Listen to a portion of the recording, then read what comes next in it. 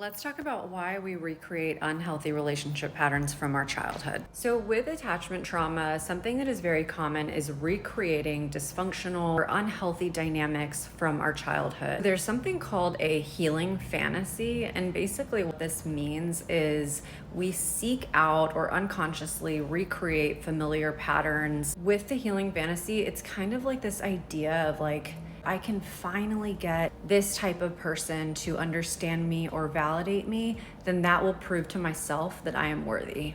Unfortunately, what that does is it reinforces this core belief that we're not enough. Another simple, basic reason as to why we recreate unhealthy dynamics is because it's familiar, and familiarity feels like safety, even when it's not. When it's all we've known, we can have this idea of that's what relationships just feel like, or that's what they should look like. So if you find yourself engaging in a healing fantasy, or if this sounds familiar to you and you notice oh, that's a pattern of mine, it can be really helpful to take a step back and to understand what's being activated in you in these dynamics and how that might feel familiar to childhood.